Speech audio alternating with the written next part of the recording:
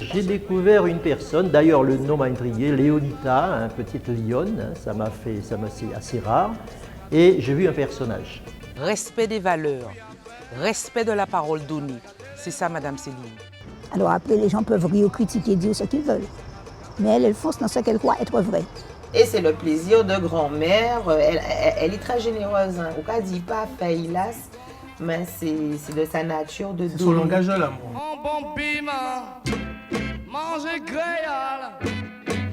Je suis d'abord une femme consciencieuse, dévouée, fidèle, ayant l'amour du travail. Tout ça, le respect de l'autre.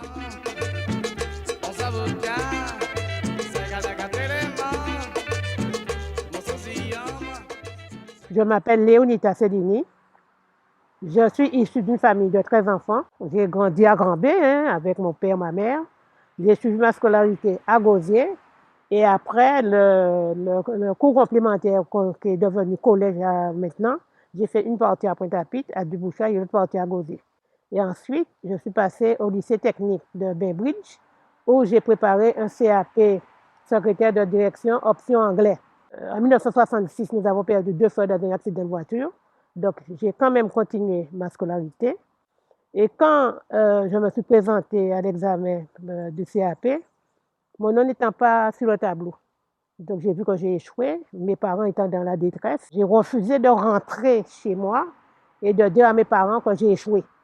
Pour moi, nous n'avions pas droit à l'erreur selon notre éducation. Okay?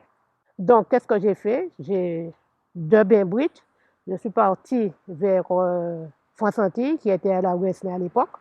J'ai acheté un journal. Et dans le journal, je vois chef secrétaire de direction bilingue, débutant de s'abstenir. J'avais du tout peur. Hein? Je n'ai pas entendu, je n'ai pas lu débutant de s'abstenir. Ce que j'ai retenu, je cherchais à travailler. Donc, je me suis quand même présentée. Et quand je me suis présentée, le directeur m'a regardé, il avait des lorgnons. Et il me demande pourquoi tu veux venir. Je lui ai expliqué. Et il me demande qu'est-ce que j'ai comme formation. Je lui ai dit, je viens d'échouer avec mon CAP. Il m'a dit, vous avez bien lu la note, ma petite fille? Je lui ai dit, vous n'avez qu'à me faire passer un test. Le lendemain matin, j'étais embauchée à 8 heures. De ce fait, j'ai commencé à travailler. Mes parents, s'ils étaient là, ils auraient su aujourd'hui que je n'ai pas mon CAP. Dans ma famille, personne ne sait que je n'ai pas mon CAP. Et j'ai exercé sans CAP. Et après, j'ai été embauchée par mon frère Raymond. Et j'ai continué ma carrière comme ça. Ce dernier a vu en moi une bosseuse. Et quand il a eu à trouver quelqu'un pour remplacer un de ses employés à Martinique, il a trouvé en moi la personne qu'il fallait. Attention, c'était le droit d'aîné chez nous. Il ne m'a pas demandé mon avis. Il m'a dit carrément, tu pars à Fort-de-France pour 15 jours. Mais il ne savait pas le service qu'il me rendait. Parce que c'était pour moi une façon de quitter la maison de ma famille, parce que mon père était très sévère. Et je savais au fond de moi, je serais restée en Martinique. Et c'est comme ça que je suis restée en Martinique. Mes 2 enfants sont nés là-bas. J'ai rencontré Léonita Cellini en 1970 à Fort-de-France. J'arrivais de France où je venais pour travailler dans une administration. Et très rapidement, j'ai appris par des Guadeloupéens que je rencontrais qu'il y avait une maison de disques Cellini à Fort-de-France. Il faut dire que c'était un peu le bic des Guadeloupéens. Là, j'ai rencontré Léonita qui régnait sur un magasin de disques. Et puis, on a sympathisé et depuis, on ne s'est pas séparés. Quand j'ai fait sa connaissance, je ne sais pas exactement quel a été son parcours, mais je suis quand même assez étonnée quand j'apprends qu'elle avait quitté Pointe-à-Pitre pour aller diriger un magasin de disques à Fort-de-France sans avoir jamais travaillé dans un magasin, quoi. Elle avait fait des études un CAP de comptabilité, je crois. Mais elle n'avait pas l'habitude d'avoir des responsabilités. Et je la vois tout à fait à l'aise dans le magasin, faisant des commandes, recevant des fournisseurs. Je vois qu'elle est très active. Je lui dis, mais tu as une formation pour ça? Elle me dit, non, j'apprends sur le tas. Mais comme c'est quelqu'un qui est très à l'aise avec tout le monde, à Martinique, je dirais qu'elle a forgé sa place. Parce qu'il y avait d'autres magasins de disques. Et j'ai vu que rapidement, elle s'est même entendue avec des Guadeloupéens qui étaient installés à Martinique, qui en Guadeloupe étaient antagonistes de la maison mère. et qui à Fort-de-France s'entendait très bien avec elle. Alors je me suis dit en plus elle est intelligente parce qu'elle menait son affaire vraiment de façon formidable. Vous savez, tout n'est pas rose dans la vie nous réserve des surprises, ok? À un moment donné, nous avions compris qu'il fallait qu'il y ait une scission. Donc mon frère Jean, il voulait s'affirmer parce qu'avant tout c'est un homme. Donc nous avons ouvert le premier snack ambulant en Martinique. C'est nous, Jean Céline, d'abord, et moi je l'ai aidé. Ça s'appelait Savannah Snack. Savannah Snack, on préparait des brochettes de lambi, du poulet fumé, boucané, le chelou, enfin tout ce qui est attrait à la cuisine traditionnelle et martiniquaise et guadeloupéenne. Xavier, mon fils, était né, entre-temps ma fille est née.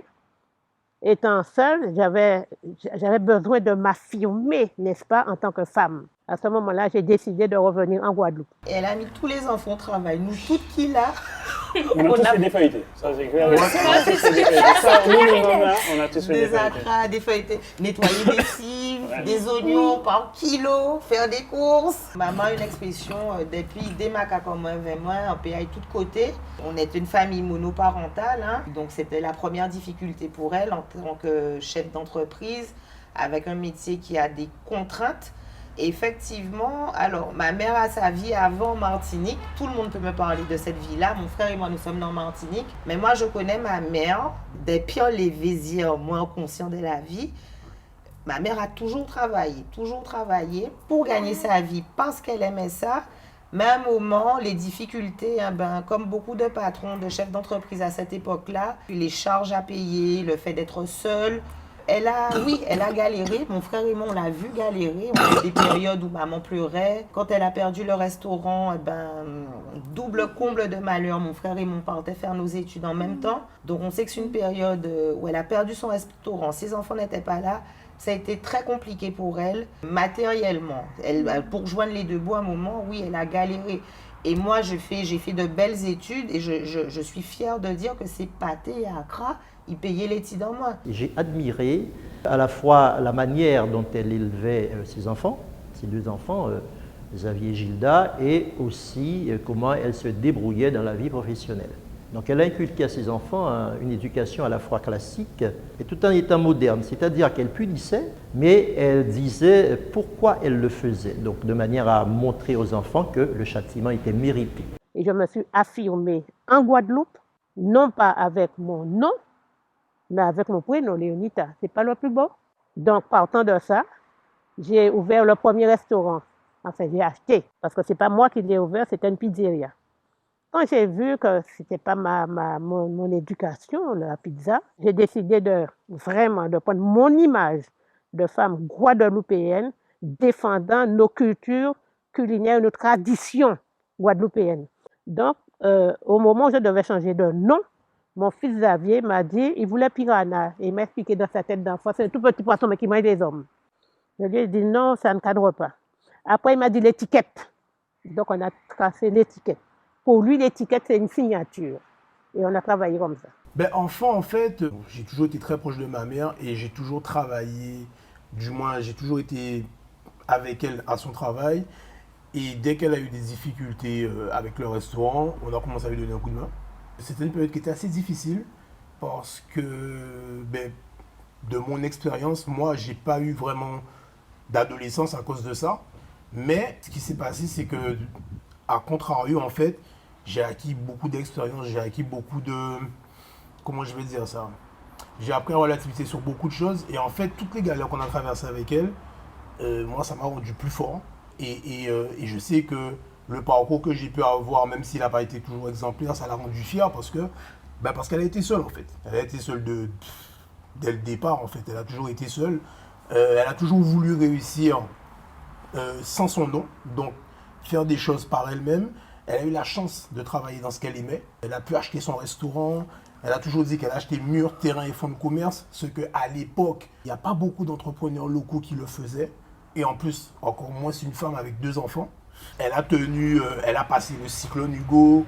Elle a passé, je ne sais plus quel cyclone en 93. Elle a tenu jusqu'à la Coupe du Monde, où nous on a eu notre bac. Après, il s'est passé ce qui s'est passé. Elle a dû abandonner le restaurant, mais elle n'a jamais abandonné le travail. Ma vie a été marquée de haut et de bas, de haut et de bas. Mais j'ai toujours mettre en bas des bras. Je pense que vous les connaissez. Ouais. Ma plus grande réussite, ça a été les 2 enfants, ma plus grande réussite. Là, ça me donne les larmes aux yeux, mais en fait, ouais, je suis vraiment très fier de ma mère. D'une vue d'ensemble, ma mère a de quoi être fière de son parcours. Elle est exemplaire, c'est une femme exemplaire. En plus de cela, comme je vous dis, c'est une personne extrêmement attentive. C'est à la fois, on va dire, une main de fer dans un gant de velours. Léonitas, c'est très gentil, mais quand il faut défendre ses droits, elle n'y va pas de main morte. Donc on l'entend et elle se fait entendre. Quand tout va bien, Madame Céline est là.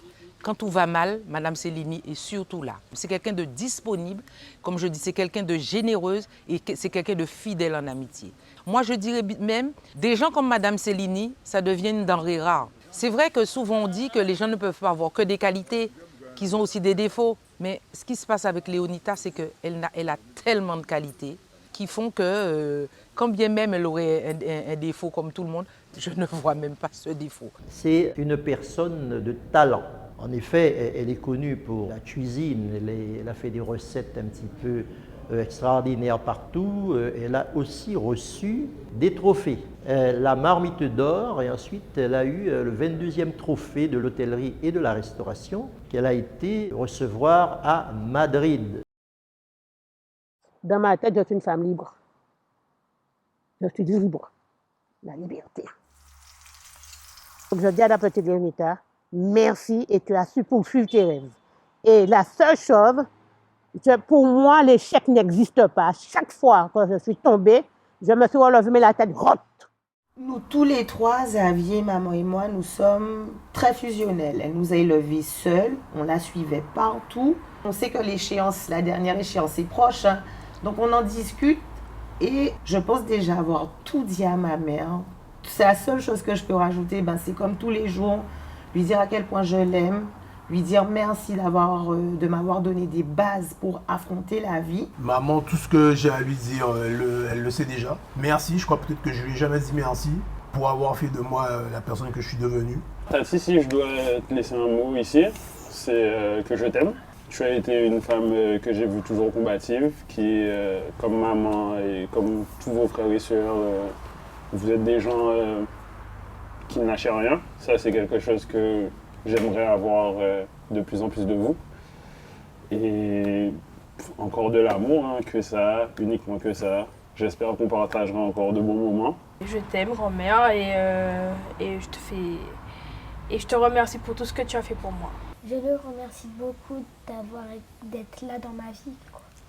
Moi, grand-mère, je voulais te dire que je t'aime.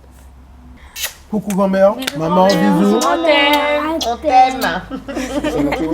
En cas de manger ta lait. En bon piment, manger créole, en bon tout-trom, en fouille à pain, en bon poisson.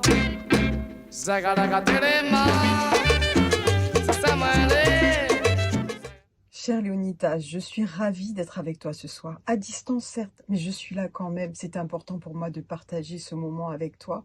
C'est l'occasion pour moi de témoigner, de dire la femme courageuse que tu es, la merveilleuse ambassadrice de la cuisine créole.